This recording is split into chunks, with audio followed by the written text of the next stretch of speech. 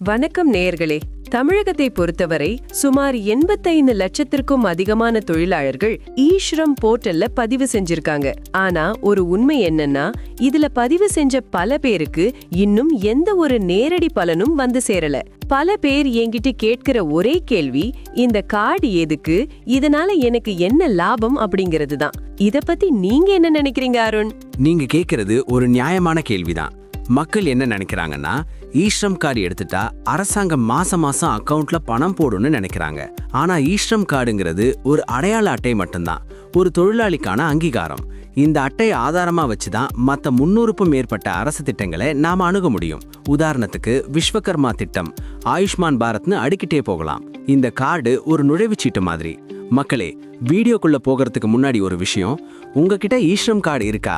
அப்படி இருந்தும் உங்களுக்கு ஏதாவது பலன் கிடைச்சிருக்கான்னு மறக்காம கமெண்ட்ல சொல்லுங்க. ஏன்னா உங்க கமெண்ட்ஸை வச்சுதான் எந்த மாவட்டத்துல விழிப்புணர்வு கம்மியா இருக்குன்னு எங்களால புரிஞ்சுக்க முடியும். சரி அருண், இப்போ மக்கள் மத்தியில ரொம்பவே விவாதமா இருக்கிற இந்த PM விஸ்வகர்மா திட்டம் பத்தி விரிவா சொல்லுங்க. இதுல ஈஸ்ரம் கார்டு வச்சிருக்கிற எல்லாரும் சேர்ந்துட முடியுமா? இதோட தகுதிகள் என்னென்ன? கண்டிப்பா ரியா, இத மக்கள் ரொம்ப தெளிவா புரிஞ்சுக்கணும். இதுல 18 வகையான பாரம்பரிய தொழில்கள் செய்யறவங்களுக்கு தான் முன்னுரிமை தராங்க.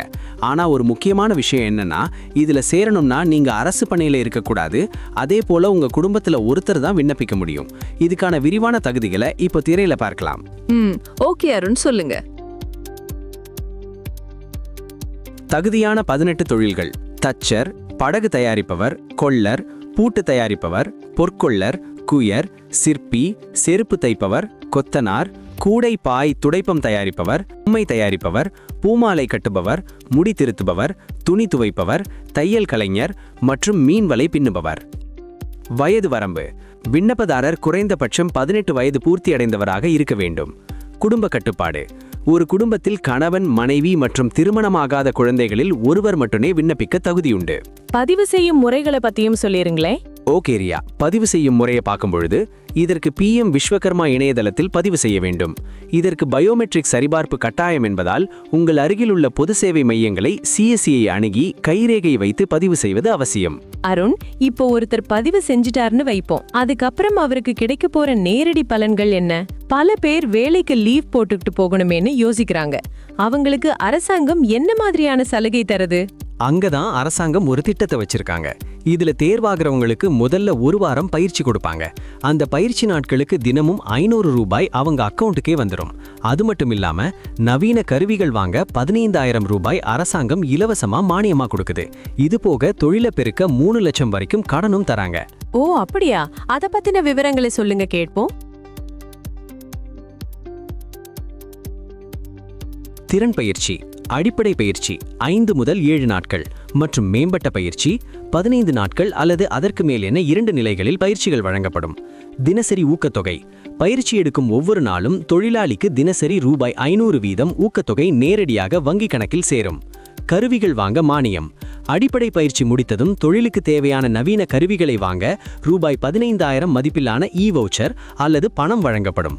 அருண், இப்போ ஒருத்தர் பதிவு செஞ்சிட்டாருன்னு வைப்போம், அதுக்கப்புறம் அவருக்கு கிடைக்க போற நேரடி பலன்கள் என்ன? பல பேர் வேலைக்கு லீவ் போட்டுக்கிட்டு போகணுமேன்னு யோசிக்கிறாங்க. அவங்களுக்கு அரசாங்கம் என்ன மாதிரியான சலுகை தருது? இப்போ நவீன தொழில்நுட்பம் ரொம்ப வளர்ந்துருச்சு. ஆப்பை மொபைல்ல டவுன்லோட் பண்ணாலே போதும். இதுல நம்ம ஆதார் அல்லது ரேஷன் கார்டு நம்பரை போட்டா தகுதி இருக்கான்னு தெரிஞ்சிரும். தகுதி இருந்தா அங்கேயே கேமரால நம்ம முகத்தை காட்டி EKYC பண்ணிட்டா போதும். 5 நிமிஷத்துல கார்டை நம்மளே டவுன்லோட் பண்ணிக்கலாம். இதுல கவனிக்க வேண்டிய விஷயங்களை மக்கள் இப்போ திரையில பார்க்கலாம். ஓகே அருண், சொல்லுங்க. செயலி பயன்பாடு: கூகுள் பிளே ஸ்டோரில் ஆயுஷ்மான் ஆப்பை டவுன்லோட் செய்து பெனிஃபிஷியரி ஆப்ஷன் மூலம் லாகின் செய்யவும்.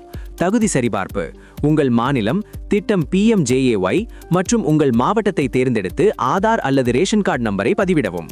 ஃபேஸ் EKYC: பட்டியலில் உங்கள் பெயர் இருந்தால் அதன் அருகில் உள்ள EKYC பட்டனை அழுத்தி மொபைல் கேமரா மூலம் முக அங்கீகாரம் செய்யவும். கார்டு பதிவிறக்கம்: அங்கீகாரம் முடிந்ததும் உங்கள் டிஜிட்டல் ஆயுஷ்மான் கார்டை PDF கோப்பாக மொபைலிலேயே பதிவிறக்கம் செய்து கொள்ளலாம். அருண், இப்போ நீங்க இவ்வளவு தெளிவா சொல்றீங்க, ஆனா பல பேர் இன்னமும் எனக்கு 1 ரூபா கூட வரல, என் அப்ளிகேஷன் ரிஜெக்ட் ஆகுதுன்னு சொல்றாங்களே. இதுக்கு என்னவா இருக்கும் காரணம்? ரியா, இதுக்கு தொழில்நுட்ப ரீதியான சில காரணங்கள் இருக்கு. மக்களே, நீங்க எவ்வளவு சரியா அப்ளை பண்ணாலும் சில அடிப்படை விஷயங்களை செக் பண்ணலன்னா பணம் வராது. இதோ இந்த லிஸ்ட்டை நல்லா கவனிங்க. ஓகே அருண், பார்க்கலாம். ஆதார் வங்கி இணைப்பு: டிபிடி சீடிங். உங்கள் வங்கிக் கணக்குடன் ஆதார் எண் இணைக்கப்பட்டிருக்க வேண்டும்.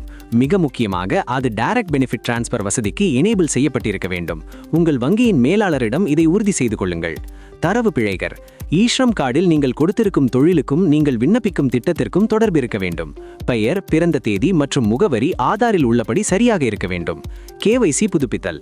உங்கள் மொபைல் எண் அல்லது முகவரி மாறினால் ஈஸ்ரம் போர்ட்டலில் உடனடியாக அப்டேட் ப்ரொஃபைல் செஞ்சு உங்க தகவல்களை புதுப்பிக்கணும். அருண், இன்னைக்கு நீங்க கொடுத்த விளக்கங்கள் நிஜமாவே பல பேருக்கு கண் திறப்பா இருக்கும்னு நம்புறேன்.